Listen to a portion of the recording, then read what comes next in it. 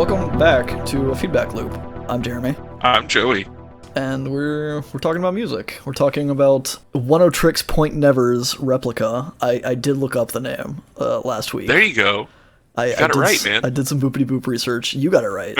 I was saying like Oneohtrix. Well, It's actually a play on, there was an FM station where he lived in Boston that was 106.7. That's exactly what I said. Yeah, it was 106.7, so he changed it to Oneohtrix Point Never. I don't know what the significance of tricks and never, or if there is something, or if it's just something I felt like saying. But Yeah. I did. I looked it up. So that's the album we're talking about this week. We listened to it this past week. Do you know why you chose this album, or put it on the list? Okay. So it's kind of like I'm connecting strings in my head type of thing. Like there's this big web happening. So this guy, the guy, I can't remember his actual name, but Oneohtrix Point Never, his music just kind of connects with me on the same level that some of the tracks from Porter Robinson's album did. Sure. He is I guess I'll just go out and say it. He makes some vaporwave music, and like some tracks on this album specifically give me kind of like a nostalgic 80s type of vibe. Yeah. Which is something I got on Porter Robinson's album. So that kind of like, they aren't similar really to me, but if I were to be making a playlist, I would put a few songs from this and a few songs from that World's album on the same playlist. Yeah, I mean, I think this kind of goes back to something that I've mentioned that maybe we can talk about in that special episode that we keep referring to every week that we haven't done, where we just kind of talk about how we feel about music and stuff. But I feel like it's a good choice to kind of keep a flow going from this, because it's kind of like a gateway album, right? So if someone liked Porter Robinson, then they might be more likely to like this, or vice versa. I can dig that. That makes sense to me. It hits home, perhaps, because I'm a big advocate of that kind of shit. But I've not heard of this man. His name is Daniel Lopatin.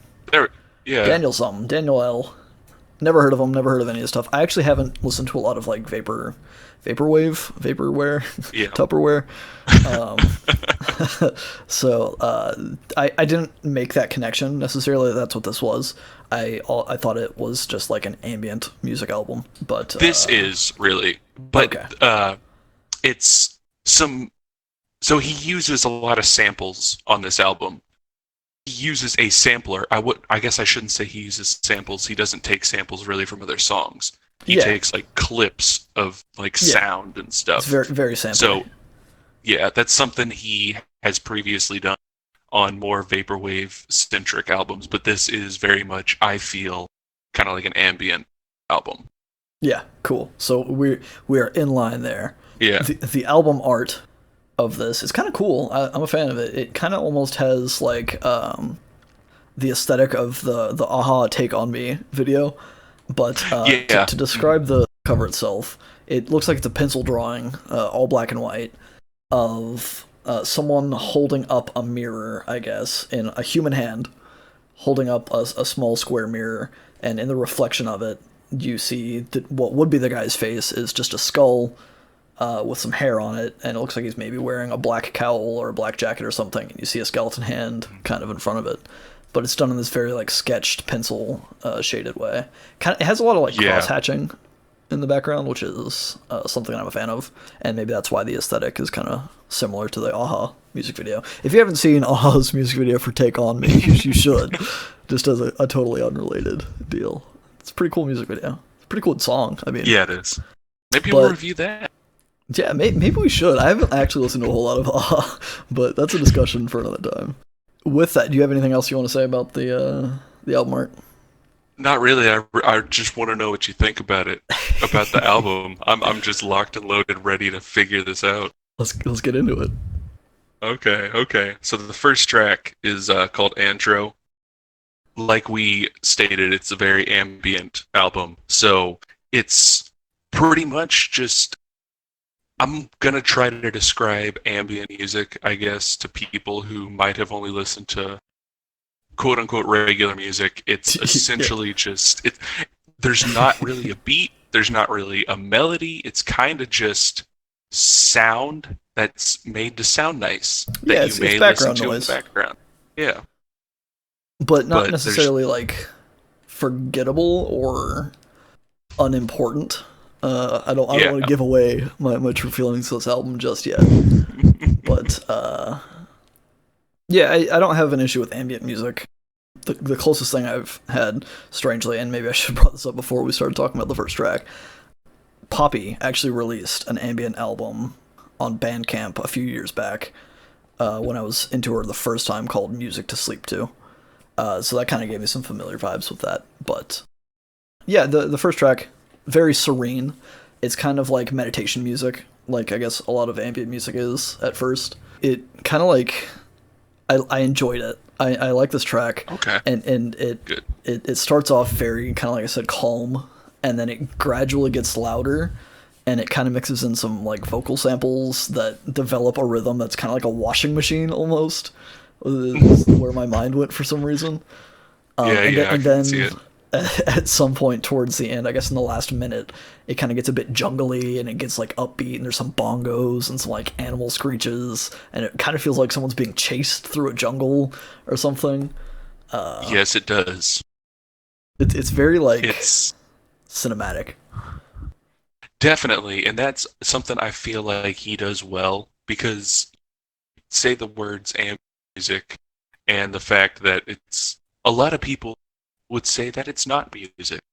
So it's the way that he does it, I feel is very music because he uses typical music to convey emotions, tell a story, and I feel that he does a pretty good job of conveying a story and emotions and like a plot almost Yeah, without really words and just with sound, which is I think it's pretty cool.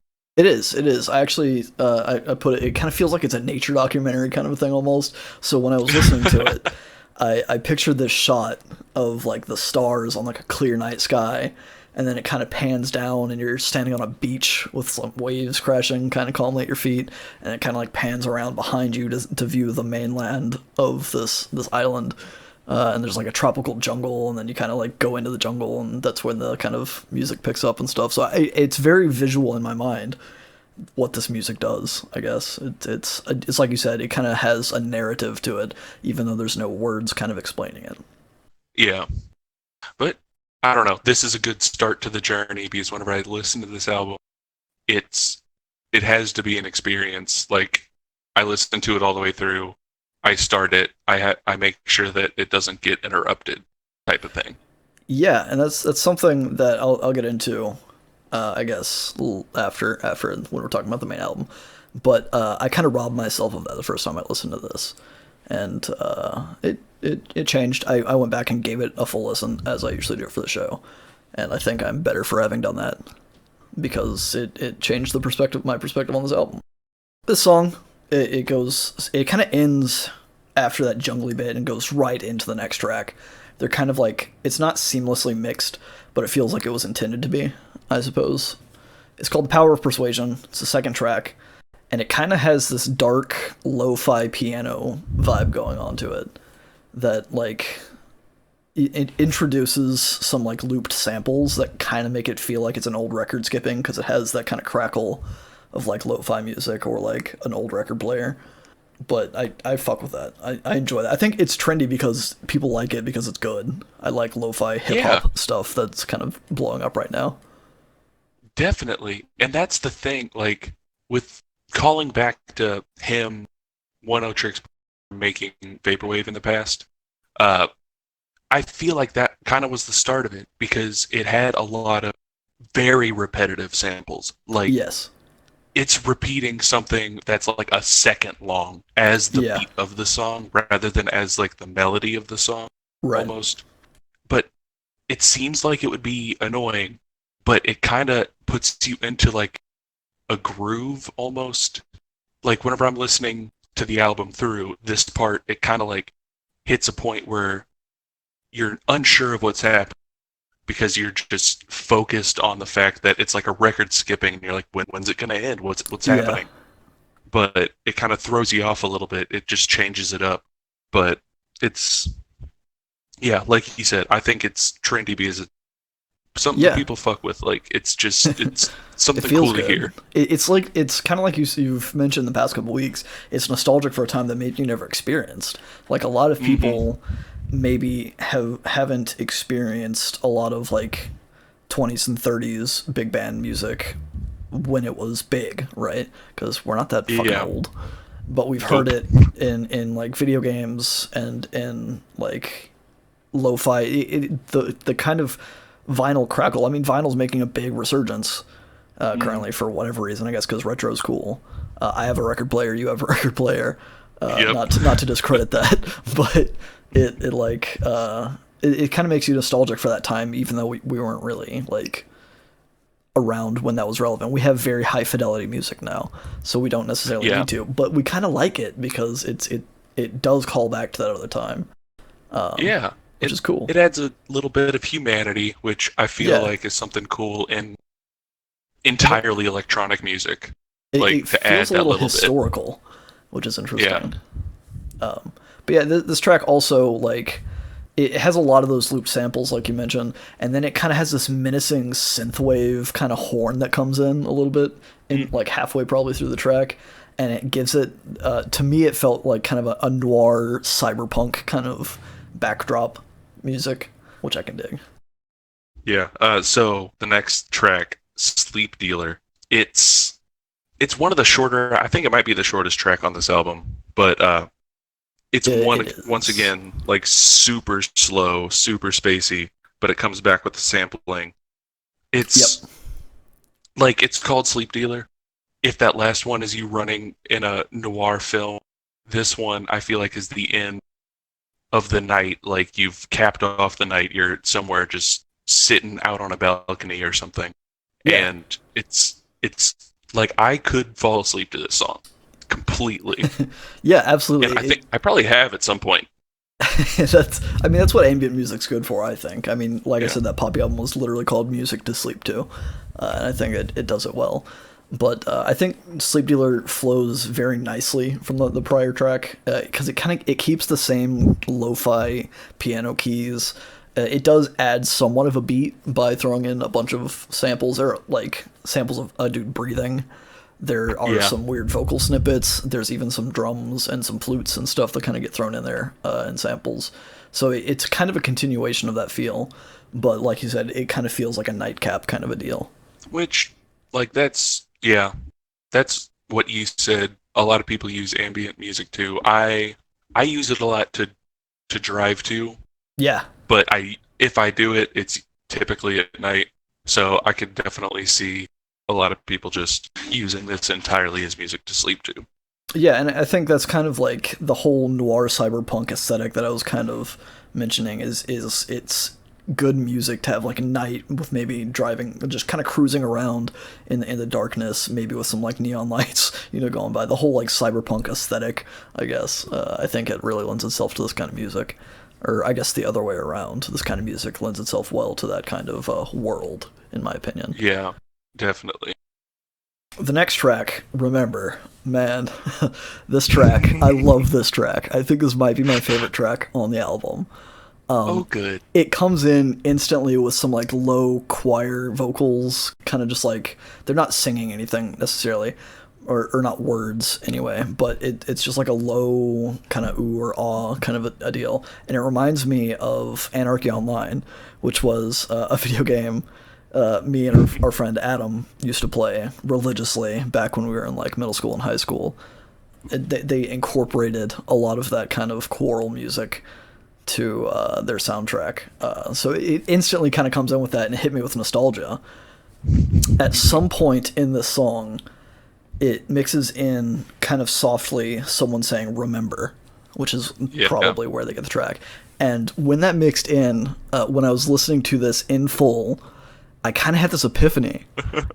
Something hit me during this track that there's a story for this whole album to me. And I don't know if this was intended, but in my mind, going back to it, it seems like the story of this album thus far in these first 4 tracks. Andro starts off. There's a protagonist. He had a happy life, which kind of lends itself to that kind of calm, serene intro. But then something went wrong, and they were killed or attacked or whatever, which is kind of the more aggressive part. They wake up in the second track, Power of Persuasion, not really knowing where they are, and the track title kind of seems to imply that maybe their memory was lost or wiped in the struggle or the death of the first track, and then someone's trying to maybe implant a new life or new ideas into their brain. Then you get to Sleep Dealer, where they're struggling with falling asleep because of what they've been through, but eventually, they get there with this track, maybe with the help of drugs. So Sleep Dealer, maybe literally a dealer of someone that'll help you, like, go to sleep. And then while sleeping, there's this part of him that still exists, part of the old him, that's kind of breaking through a little bit and wanting the protagonist to remember who they were. And that's just way too batshit crazy for me, but that's what I got out of it. It kind of all clicked, and it flows through most of this album. There's one track that's an exception that I couldn't really fit into the narrative, but this track kind of like blew open a door in my mind and kind of made it a more interesting album to me. Yeah. Oh man, I love that you just said that because so you said the guy in your headcanon of this album storyline were you saying he was like an android? Is that what you were? Yeah, I guess I didn't outright say it, but he was going along with kind of the synthy cyberpunk feel that I mentioned already. It kind of made sense, and the fact that it's called Replica and Andro, which we'll get into in the next track, because the next track is also called Replica. But it seemed like he was like getting cybernetically enhanced, maybe, or getting like physical hardware implanted into his brain, kind of a deal. Yeah. And the human part of him maybe is trying to like remember who he was. Oh my god, because I get that same storyline, and for me, the reason that I think it's set in some sort of like future is simply because Oneohtrix Point Never, Daniel Louboutin, his vaporwave identity was called Chuck Person, and pretty much came out with, I'm not going to say the first vaporwave, but one of the first bigger vaporwave albums back in, I think it was 2007, where he first came out with it. And that's what it's all about. It's supposed to be like a futuristic type of music calling back to a time like the good old days. Like a lot of it was like taking samples from 80s music or just pieces of pop culture, like the Windows startup sound. Like you're supposed to feel like you're at the mall in the 80s or something. It's very big on nostalgia triggers. Yeah, so a lot of his vibe that I get is very cyberpunk. Like you're in the future, but it's also mixed with a lot of the past. So I feel like that storyline builds up, and then at this point, the Remember not only is talking about the main character in our storyline trying to remember, but he's using a lot of the same techniques that he used for his Vaporwave album, strictly about nostalgia. So asking you as the listener not like to remember as well, but just back in time. I don't know. I feel like it's a callback to where he started from, and the fact that the music that he started with and created is built almost entirely off nostalgia. Yeah, I think it's a cool added layer of depth to that clearly I wouldn't have gotten because I don't have the context of that. So I appreciate you shining a light on that. I think that's an interesting perspective to add. Before we leave this track, though, there is another vocal sample. So you have the guy repeating "Remember," and it kind of gets louder and louder and louder. But then there's another vocal sample that comes in, and I couldn't really understand what was being said, if anything. But it kind of overpowers the voice saying "Remember," and the "Remember" kind of fades out. And to me, going along with this kind of narrative is kind of like his programming, or his new implanted identity fighting back the inner voice, trying to repress who he was in the past life. So like from here on out, every track has some narrative sense to me, except for one track, and we'll cover that when we get there. Okay. Well then, I'm interested to hear what you think about the next track. Then the next track is called Replica. It's It's a kind of title track. continues. Yeah, title track. It it starts out with kind of like an easy little piano line with just some kind of chunky sound synths that come in just occasionally, Yeah, fight against that piano line that comes in, and it kind of develops a little bit, and then just kind of completely falls apart around the minute mark, and then just stops, and yeah, then starts back up again with new layers added, and it yeah. kind of It just kind of continues on that little resets, theme. Yeah, mm-hmm. and it kind of Almost. like to me it kind of like gives me the feeling that this person's synthetic memories and natural memories is what I've labeled them are kind of getting jumbled, and there's kind of like this Mm-hmm. buzz or this hum throughout a lot of it that kind of grows louder right before the reset, and then it resets and everything's quiet again, and then it kind of gets jumbled again. So to me, that kind of buzzing noise is kind of like representing his programming fighting it again, and it the song itself is very somber to me. It kind of felt like he's confused in his own head, fighting with this kind of clashing of personalities or memories, and it's kind of like depressing him, and or at least sedating him. Maybe that he's being controlled and subdued by this chip in his head or whatever. Yeah, definitely. Like the song structure itself, just with it starting, continuing, and then kind of getting jumbled and then just completely stopping, reminds me of whenever you're just trying to focus on something and then just that little thought nags at the back of your head and kind of just destroys whatever you're trying to focus on to the Yeah, point where you kind of just have to stop and reset your train of thought and then yeah, kind of continue, and it just that just disruption of your own train of thought by something else that seems completely out of the blue, almost foreign. Like that's kind of how this song flows to me, yeah. And I which think would fit it in with the yeah, narrative, I I was guess. gonna say it works with the narrative, but also like it's ambient music, like we've said. A lot of times it's almost meditative, and Hmm. I think that's something that a lot of people who haven't meditated struggle with when they're getting into meditation. Is you have to sit there Yes. and try not to like be distracted by thoughts. So it's hard, especially when you're learning how to do it, that you'll sit there and you'll like focus on your breathing for a second, but then you'll have a random thought, and you have to try to not let that derail you completely. But more often than not, when you're starting out, it does, and you kind of go down Mm. this tangent, and then you have to stop. You have to say, wait a minute, I need to get back to what I'm doing. I need to be like focusing inward. So it kind of has an additional. I don't know if that was intended necessarily, but that's kind of a connection that I just made while you were explaining what you were explaining. Yeah. See, I feel like most of his songs have like multiple layers, I guess. Sure. Kind of like this album in particular, because I haven't listened to every single one of his albums. I've listened to, I guess, five of his albums as Oneohtrix Point Never and his Vaporwave album, but it seems like typically has a narrative, sort of, and then kind of a meta type, not critique, but like a meta type of message that you're supposed to be getting out of like the musical structure Right. to me, which it seems to come through really strong in this song. Yeah, I agree. And I think this whole album, I think, kind of has that Yeah. throughout most of it, which is cool. The next track is Nassau.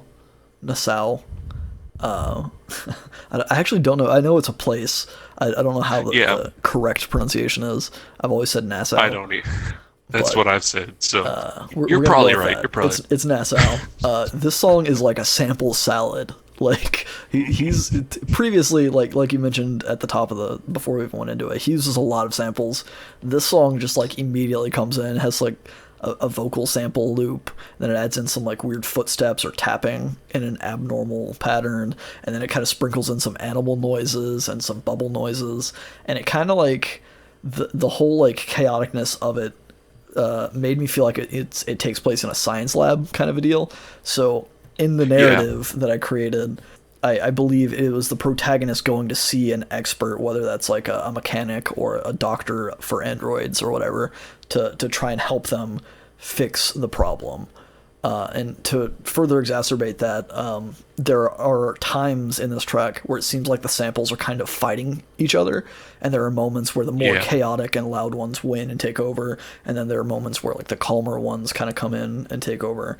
So it kind of enforces that someone's maybe jumbling around inside of his brain and causing some of these personalities to kind of fight each other and or become more prominent than the other, which it ends in a mostly calm deal with some like pianos playing again. I think the pianos, maybe this is getting a little bit too far like reading into it, but I feel like the pianos kind of play their own character in this, and maybe that's one of his internal voices. So the song kind of ends with the pianos playing. There's some like bird chirping. There's some more of those synth horns and stuff that to me kind of symbolized that the protagonist was fixed. Yeah, I think. See, I think the pianos do play their own character. I think the pianos are the past. That the frantic running footsteps that you hear at the beginning are him currently. And then the chaotic is whatever organization is trying to like implant the thoughts in him. Yeah. I guess that's trying to keep him from getting fixed. And I think the pianos come in because he's starting to feel the way he used to in the past. Because this is my turn to overanalyze it. The reason I think that the pianos are the past is because they're slightly out of tune. Like they're detuned a little bit, kind of how if you were to walk into a house from like 100 years ago and start playing on the pianos, like they'd be mostly in tune, but you could definitely tell that there's some wear and tear on it, and it would kind of sound like that, which calling back to his like the lo-fi it definitely lends type itself stuff. to that kind of style. Yeah, like it's something that's used a lot in that kind of style. So I don't know. That's my tie to him as an artist, and then to our character, the pianos being his past, I guess. Yeah, and that makes sense, and that's an interesting perspective. You mentioned that to you, the character wasn't actually like going somewhere to get fixed. He was running away from it and maybe fixing himself, which I think is a very valid observation. It makes more sense for the footsteps that you hear kind of at the beginning. But I don't know, something about the whole jumbledness and maybe some of the bubbly sound effects kind of made me feel like he was in like a science lab kind of a deal. He could be running from the people to the science lab, and that could be or the other way around. Maybe the science lab is where he had this shit implanted, and now he's getting the fuck out. Who knows? Not me. I don't know.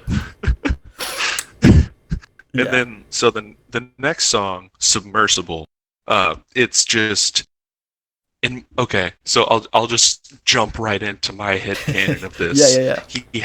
He has kind of been fixed. He's on his own now. This song is very atmospheric. It's called Submersible. I get a very strong feeling of being underwater, which maybe he's not necessarily underwater, but the loneliness of being underwater, or just having water around you. Like if you're just out on open sea, there's no one can help you. Not even that no one will help you, just no one can be around you. I feel like he finally feels like he's gotten away from not only the people that got him, but maybe everybody else in his life since they took whatever his past was from him. So even though he's gotten it back, he's still alone due to the fact that it was originally taken from. Yeah, I think that's a very, it aligns with what I had written down. I couldn't determine whether or not we were underwater, like you suggested, or if we were kind of taking a moment back and being in like your subconscious mind or the unconscious mind, even if he was like put out. Going with him being in a lab and being fixed, I kind of ran with that as my narrative. So it was more of like an unconscious thing, perhaps, that the doctor like sedated him, and now he's kind of in himself, kind of feeling that serene center core.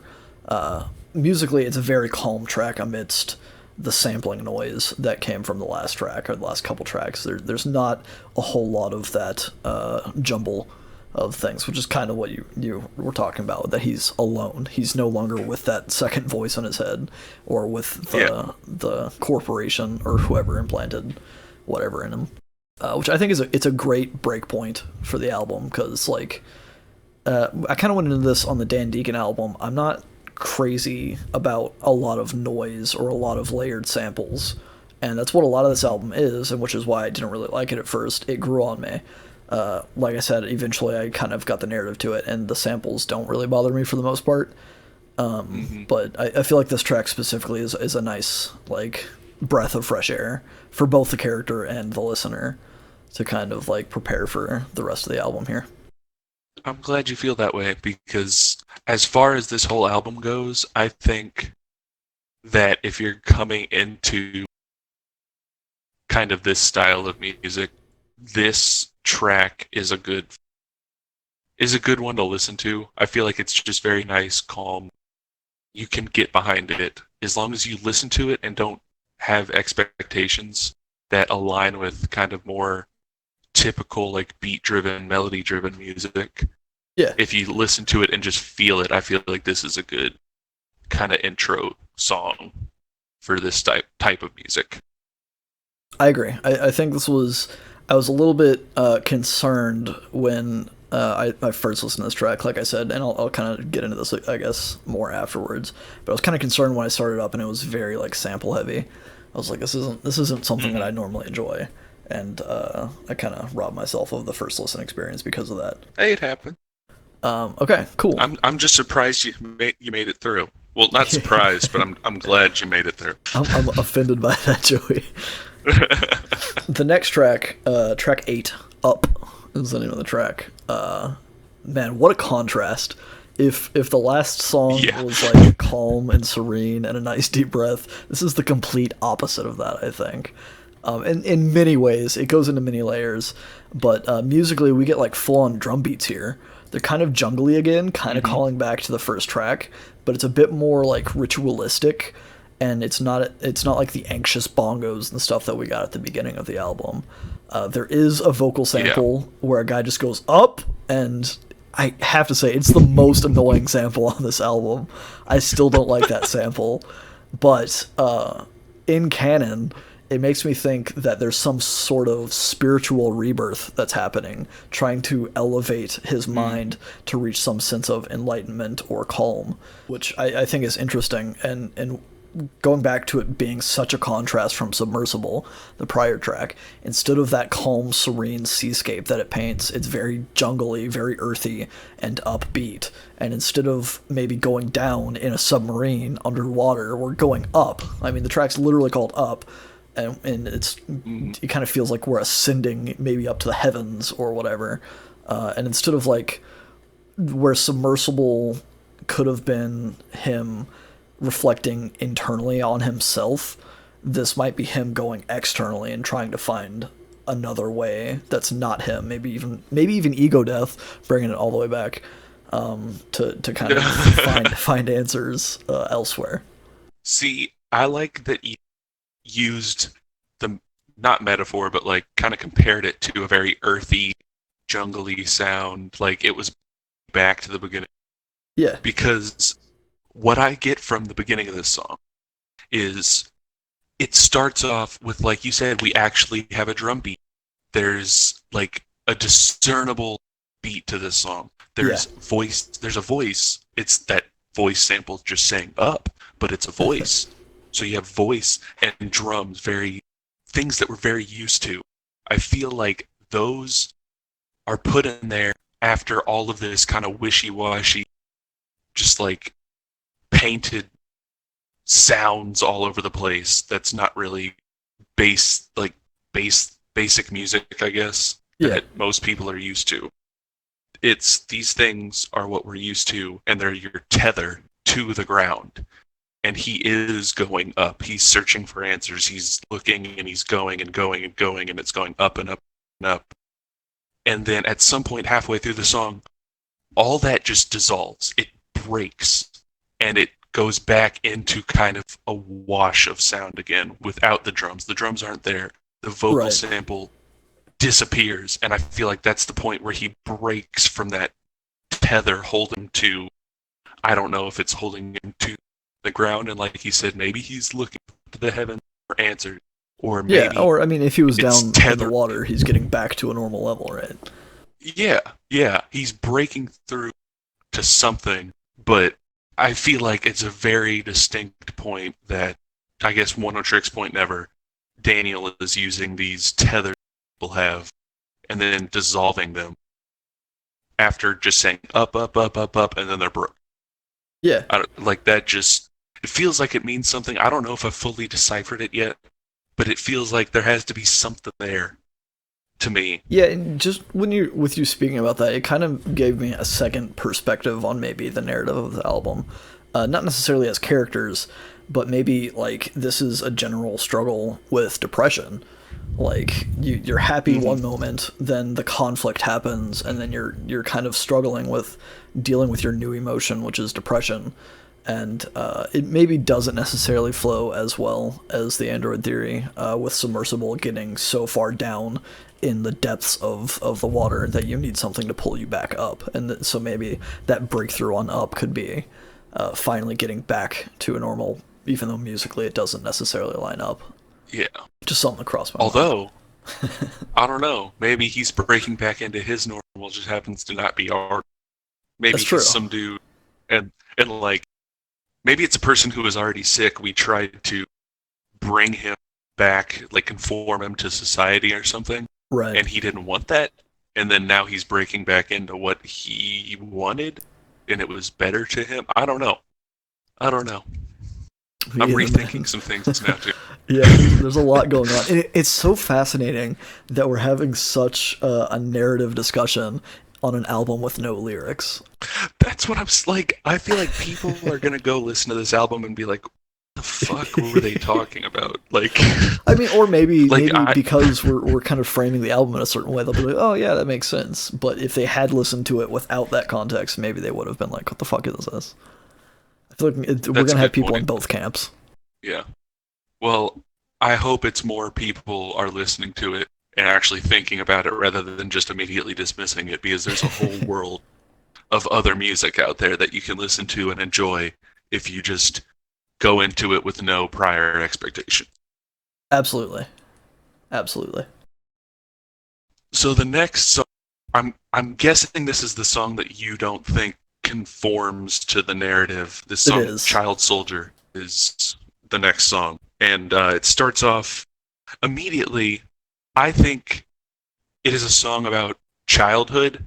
It's called Child Soldier, which immediately makes you think bad things. Sure. But it starts off, the samples that are being taken sounds like a kid playing, and it sounds like a toy laser gun. So it makes me think it's about a child's thoughts of themselves while they're playing as a kid.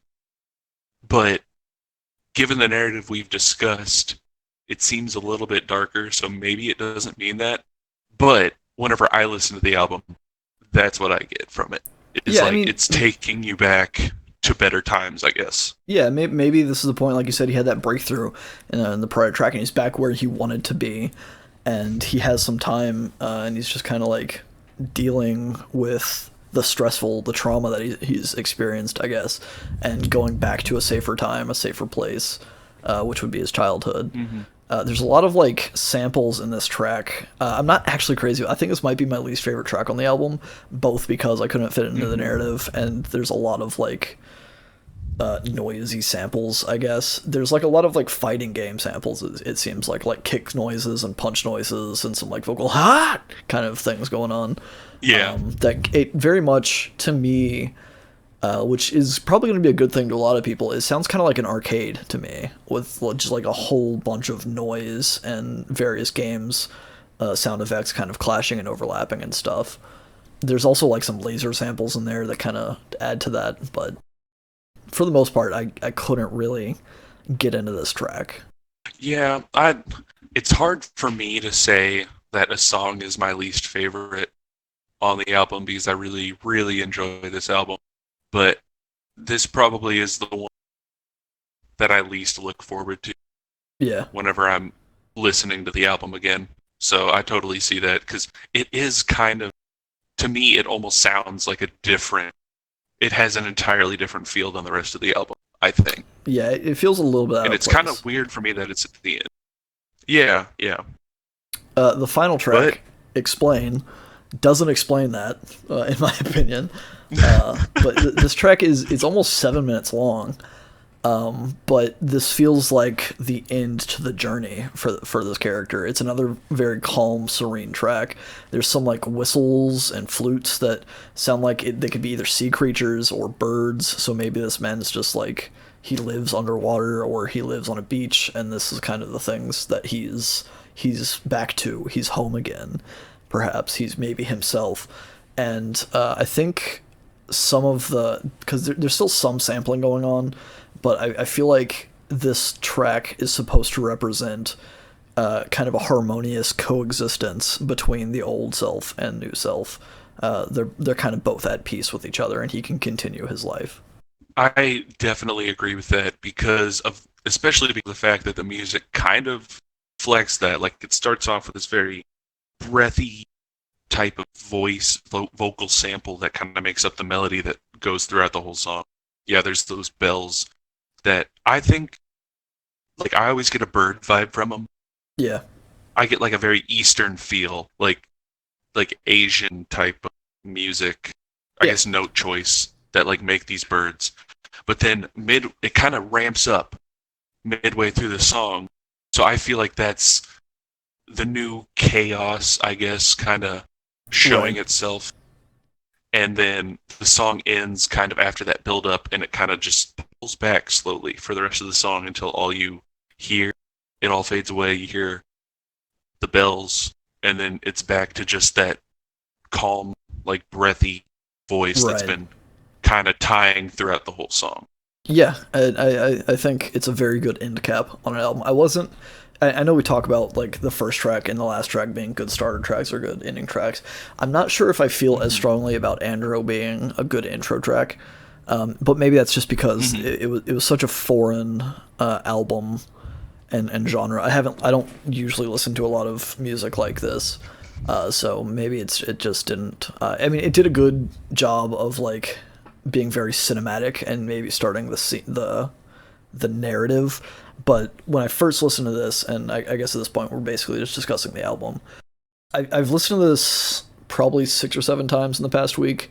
The first, I don't know, 4 or 5 times, I made it through, but I wasn't really paying attention to it. I wasn't trying to absorb any sort of meaning out of it, because there's no lyrics. I just kind of like I put it on when I was taking a shower or when I was just like playing video games or something. Just to kind of have it on, which is what I mean. It's ambient music, and that's kind of what my brain goes to. Is like it's background music. It's not supposed to have a prominent role or meaning or something that's there to focus on. It's supposed to be the opposite. But then today, I was actually getting my notes together for this album, and when I hit track 4, Remember, I had that kind of epiphany, and I started the album over. And I kind of went through it, and it all makes sense. And I'm glad that I gave it the time that I did to finally sit down and listen to it as just the album, because it made the album better, and I actually enjoy this album.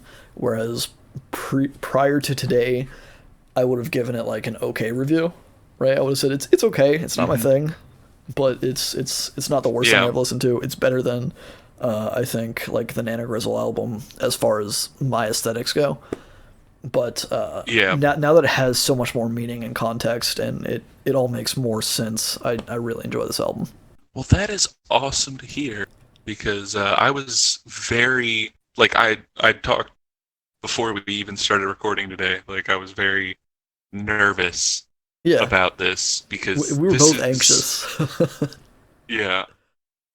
It's like, this is one of those albums I have known, I don't know, just, it's like an album that you're typically kind of embarrassed to show people. At least for me. Like, well, I don't know if embarrassed. I'm not necessarily... Yeah, that's not the word, but like nervous. It's not Yeah. an album that I would ever show anybody, I guess. Like somebody might hand me an iPod or whatever. Not no, not sponsored. They might hand me an MP3 player and be and be like, put on some music.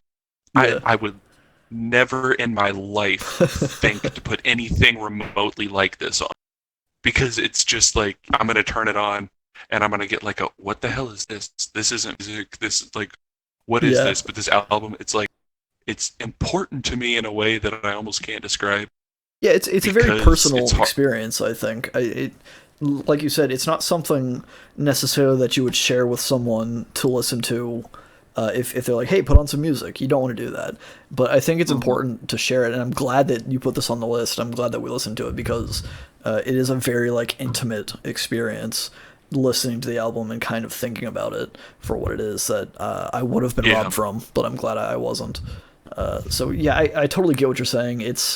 Not it's not music that you would recommend to someone when they're asking for like something to listen to, because there's that certain expectation of what they're wanting, right? They're wanting yeah. normal quote unquote music. Yeah, and this is just so far outside of the realm It's that, very cinematic. and he's done movie.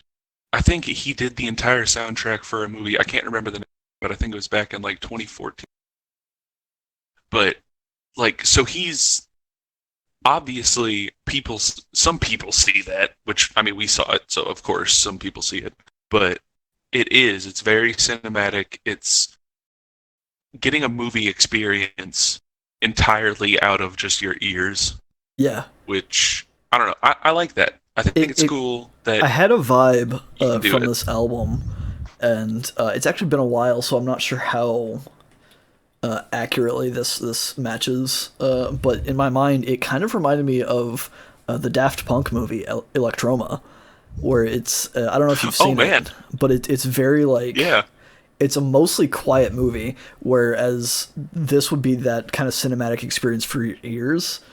Electroma is kind of like that for your eyes, in a way, and it's not exactly telling the same story, but it felt very similar in like they're conveying a story in a non-traditional method with no dialogue. man. I'm glad you said that, because I don't know. I've always gotten a very similar vibe from Daft Punk's older music, not necessarily their newer stuff, but like Right. their older music. I've gotten kind of a similar, not like the same level cinematic vibe, but I've gotten a very storytelling through, like, not typical voices. They're not directly Yeah. coming out and telling a story, but like the way that they use they don't use vocal sampling. They obviously use like a talk box. I don't know Yeah. what They use like it's a actually vocoder or called. something. Yeah, yeah, but it's I could definitely see the similarities, and I'll have to go back and rewatch it, because I don't actually know if I've ever seen it all the way through. I've definitely seen large parts of it, but I don't know if I've actually seen them. I Yeah, think I about think it. I've sat through it once, and it was I think it was worth watching. I might also go back in and rewatch it sometime soon, just because like I was getting that kind of feeling from it or from this album, and it kind of made me want to go watch it again. So not related to the podcast. If you guys want to discuss Daft Punk's movie Electroma, I think it's all on YouTube. Maybe not quote unquote legally, but I think you can find it online and watch the entire thing. Let us know what you think of that, or let me personally know. Chances are, if you're listening to this early into our podcast life, you know me personally, know how to reach me at my personal phone numbers or accounts and stuff. But that's not related to the podcast. I think that movie is worth a watch if you guys are intrigued by what we've said so far. Definitely. Next week, though, this coming week, our album that we're listening to is called "Time Without Consequence" by Alexi Murdoch, I believe is how it is pronounced. It's kind of a folksy album. That looks like it's. Yeah, so we're gonna listen to that. If you guys want to listen with us, do so, and then next week we'll be discussing it, and you guys can leave comments or tweet us or whatever throughout the week. for things that you think about it. You can find us. Looking forward to it. Yeah, it's. I'm curious. I have. Neither of us actually have background with this album, so we'll see how the discussion goes and how this all works out in general. But you can find us on YouTube, SoundCloud. We're actually now on Google Play and Apple Podcasts and Spotify. Just we're everywhere now, and I'm so excited. Just look for like Feedback Loop Podcast. Just do a search for Feedback Loop Podcast. We're on Twitter at FBL Podcast. I think Facebook we have a URL that's FBL Podcast. Just search for Feedback Loop Podcast, and you'll probably find us now, which is exciting. It's very exciting because we're everywhere, man. I was looking on Spotify. I found our episode. What? Yeah. Like that's where I go to listen to music. That's awesome. Yeah, I'm ecstatic. We're doing things. We're moving up. We're gonna keep this consistent schedule going for at least 5 weeks. But presumably well into the future. I'm having fun with this. Joey's having fun with it. So I guess until next week, we hope you guys stay in our feedback loop. Bye.